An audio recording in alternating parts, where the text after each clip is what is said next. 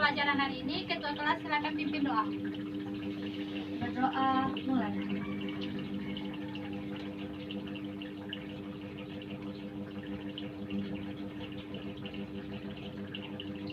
Doa selesai. Baiklah, untuk memulai pembelajaran hari ini, Ibu akan mengambil kehadiran terlebih dahulu. Astrid Mega Mulia, Jusni, Nugi, Messi, Merlin, Tania.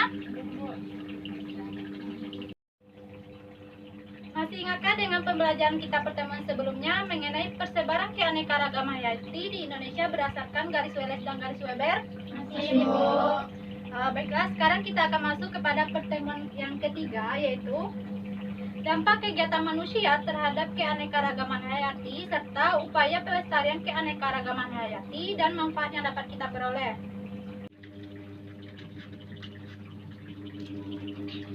Selanjutnya, Ibu akan memperlihatkan sebuah video. Anda sekalian dapat melihat dan menonton video ini terlebih dahulu.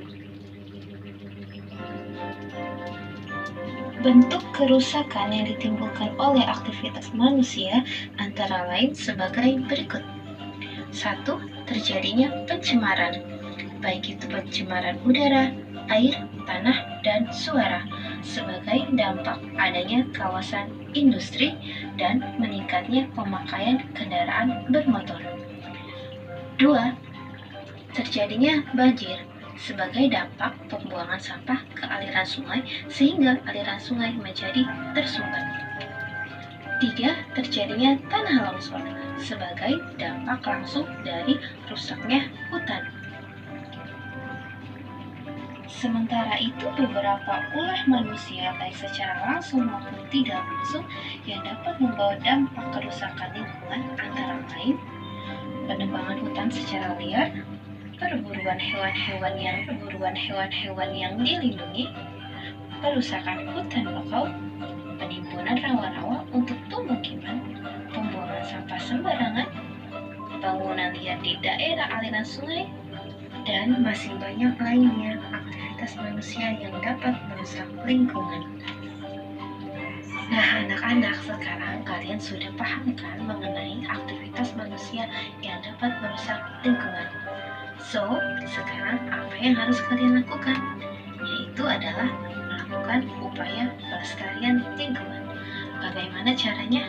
Ini dia caranya. Cara yang paling mudah adalah pertama, membuang sampah pada tempatnya. Kedua, tidak membakar sampah karena dapat menyebabkan polusi udara.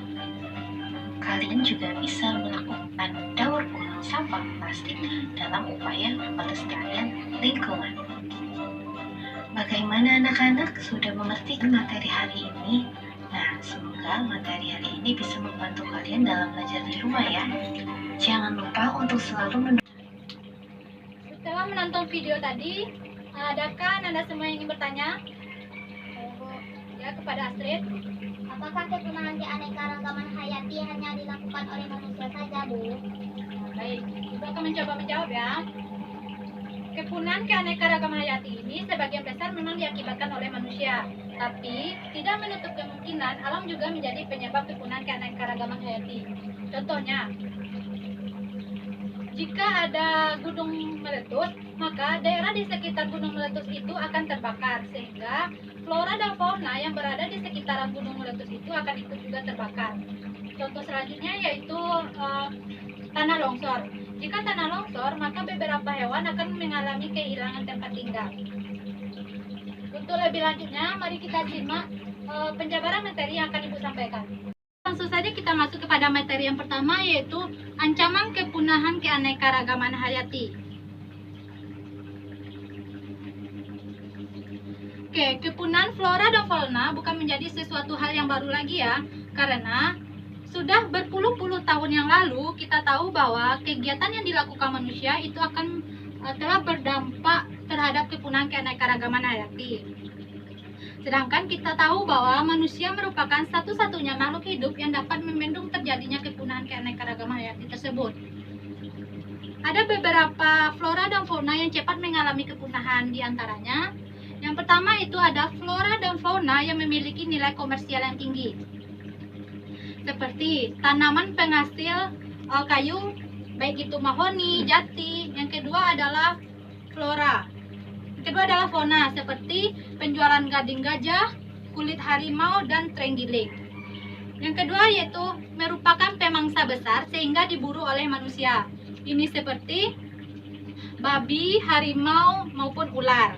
Yang ketiga adalah flora dan fauna yang bersaing secara langsung maupun tidak langsung dengan manusia, seperti tikus, babi, dan juga berang-berang. Yang ini dapat mengakibatkan hasil dari pertanian, perkebunan, maupun perikanan masyarakat yang berada di tempat akan mengalami penurunan hasil. Manusia saat ini untuk memenuhi kebutuhan hidupnya, mereka telah banyak membuka lahan industri. Tanpa mereka sadari, mereka sudah melakukan kegiatan yang dapat mengakibatkan terancamnya keanekaragaman flora dan fauna yang ada di Indonesia. Baiklah, ini adalah hal-hal yang dapat menyebabkan penurunan keanekaragaman hayati. Berikut, yang pertama, perusakan dan pemusnahan habitat. Seperti yang telah Ibu sebutkan tadi, yang pertama, kegiatan manusia yang dapat mengakibatkan perusakan dan pemusnahan habitat. Di antaranya adalah pembukaan lahan baru untuk pertanian, perkebunan, industri, dan juga sebagai tempat tinggal. Selanjutnya, masuknya jenis hewan, peliharaan, dan tumbuhan baru pada suatu habitat tanpa penelitian dan pengembangan yang bersama. Yang ketiga, ada penggunaan jenis tumbuhan dan hewan pada suatu habitat secara berlebihan. Contohnya di sini, seperti saat pengeboman di dasar laut. Ini mengakibatkan ikan-ikan yang kecil akan ikut mati. Selanjutnya, terjadinya pencemaran lingkungan dalam suatu ekosistem. Pencemaran lingkungan ini dapat berupa pencemaran air, tanah, dan juga udara. Pencemaran air, contohnya di sini adalah pencemaran air dari limbah industri rumah tangga yang dibuang ke sungai. Selanjutnya adalah pertumpahan minyak di dasar laut atau di sekitar perairan. Yang ketiga adalah limbah dari pabrik atau industri. Selanjutnya adalah pencemaran tanah. Contoh dari pencemaran tanah ini adalah pencemaran tanah yang dilakukan oleh petani dengan menggunakan pestisida secara berlebihan. Dan juga kebocoran limbah industri dari pabrik berupa zat-zat kimia. Dan yang terakhir adalah pencemaran udara. Ini seperti asap dari kendaraan bermotor, asap dari pabrik, dan juga asap dari kebakaran hutan. Selanjutnya adalah terjadinya perubahan iklim global.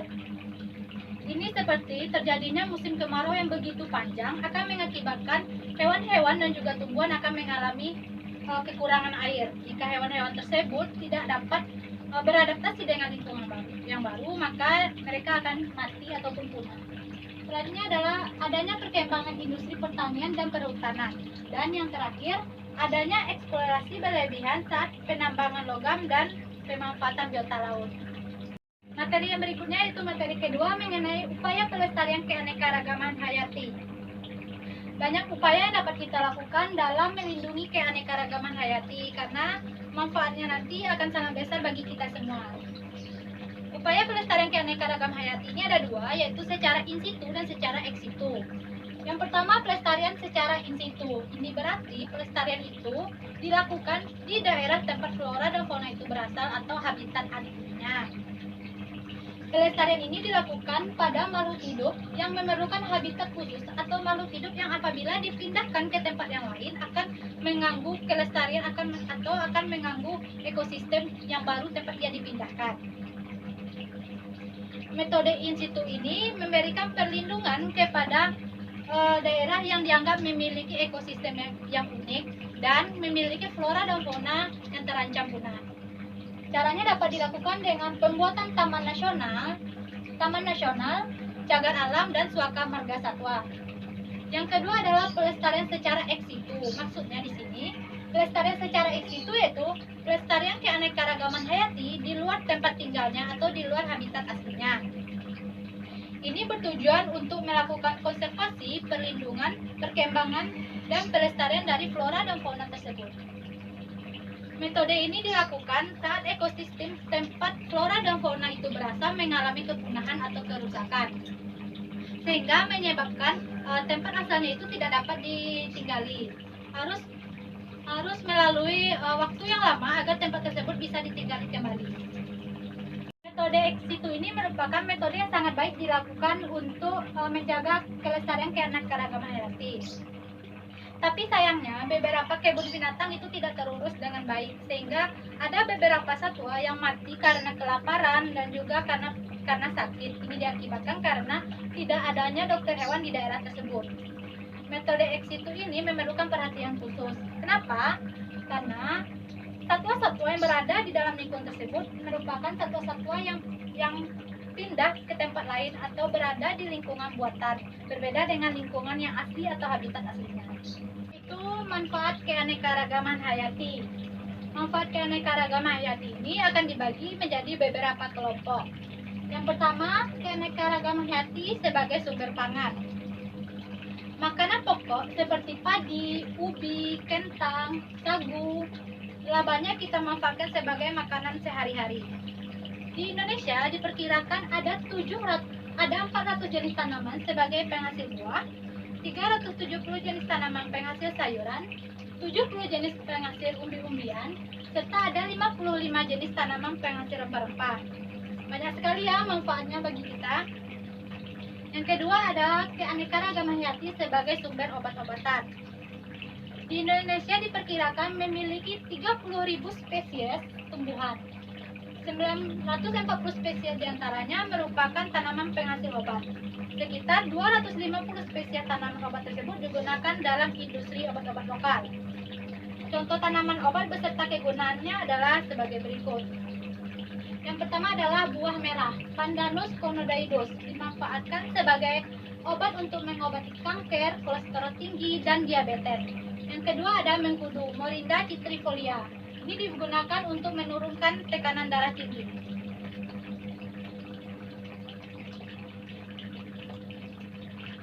Yang ketiga ada keanekaragaman hayati sebagai sumber kosmetik. Beberapa tumbuhan yang digunakan sebagai pembuatan kosmetik diantaranya ada emuning yang dimanfaatkan untuk wewangian atau yang kita kenal sekarang ini yaitu parfum. Selanjutnya ada bengkoang, alpukat, dan beras yang digunakan untuk lulur tradisional yang nantinya akan menghasilkan kulit yang lembut. Yang terakhir ada urang aring, mengkokan, pandan, minyak kelapa, dan lidah buaya atau aloe vera yang digunakan sebagai pelumat dan penghitam rambut. Yang keempat ada keanekaragaman hayati sebagai sumber sandang. Beberapa jenis flora yang digunakan sebagai sumber sandang di sini adalah kapas, rami, pisang hutan atau abaca, dan juga kenaf.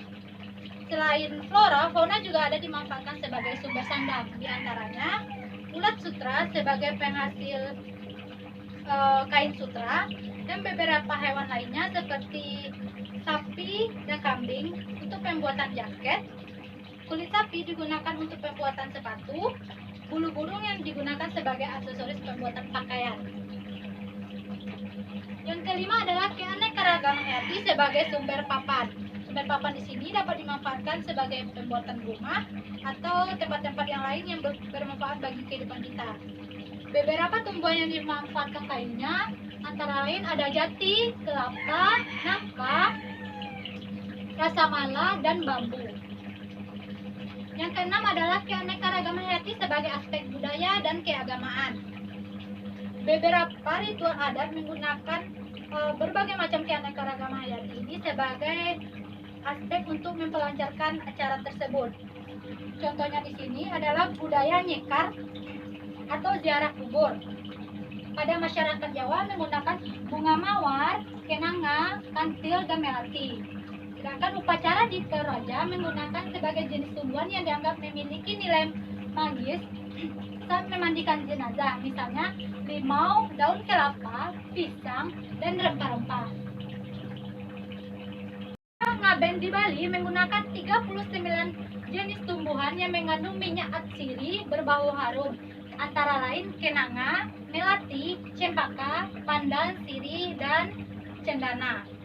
Contoh lain di sini yaitu dapat kita jumpai apabila kita akan mengadakan besoknya itu ada hari raya Idul Fitri ataupun mau puasa. Beberapa orang menggunakan beberapa jenis keanekaragaman hayati ini sebagai alat untuk mandi, seperti bunga mawar, limau, dan juga beberapa jenis daun-daunan. Yang ketujuh adalah keanekaragaman hayati sebagai sumber plat manufah. Plat manufah atau sumber daya genetik adalah suatu bagian tubuh tumbuhan, hewan, ataupun mikroorganisme yang mempunyai fungsi dalam kemampuan mewariskan sifat. Plat manufah akan mempertahankan mutu sifat organismenya dari generasi ke generasi. Contohnya di sini adalah padi rojolale akan mewariskan sifat tulen dan rasa enak, serta ubi jalar, cilembu, dan buah duku Palembang akan mewariskan sifat yang manis. Dari penjelasan Ibu tadi, apakah ada yang bisa menyimpulkan? Jadi, kesimpulan pertemuan hari ini yaitu sebagian besar kepunahan keanekaragaman hayati diakibatkan oleh manusia. Upaya yang dapat dilakukan untuk pelestarian yaitu secara in situ dan ex situ. Manfaat keanekaragaman hayati diantaranya sebagai sumber pangan, obat-obatan, sumber sandang, papan, dan masih banyak lagi. Sekian yang dapat saya simpulkan, Bu. Baik, terima kasih ya. Jadi kesimpulannya benar sekali. Sekarang Ibu akan menyempurnakan kesimpulan dari teman kita tadi. Kerusakan keanekaragaman hayati ini atau kepunahannya sebagian besar memang diakibatkan oleh manusia, tapi alam juga melakukan sesuatu kegiatan yang dapat mengakibatkan kepunahan keanekaragaman hayati ini. Oke, untuk pelestariannya itu memang ada dua, yaitu secara in situ dan secara ex situ. In situ berarti pelestariannya dilakukan di daerah atau di habitat aslinya, sedangkan ex situ itu dilakukan di luar habitat aslinya. Oke, untuk manfaat dari keanekaragaman hayati ini memang sangat banyak. Ada manfaatnya sebagai sumber pangan seperti jagung, padi, ubi. Sedangkan untuk sumber pakaian itu dapat berasal dari ulat sutra maupun kapas. Selanjutnya adalah pemanfaatan sebagai sumber daya untuk kecantikan seperti aloe vera, bengkoang, dan juga beras. Baik, untuk pertemuan hari ini Ibu rasa cukup karena waktu kita juga hampir habis. Nanti Ibu akan memberikan sebuah lembar kerja kepada siswa-siswa sekalian. Lembar kerja ini dapat dikerjakan di rumah dan dikumpulkan minggu depan. Baik, untuk ketua kelas silakan dipimpin doa. Berdoa mulai.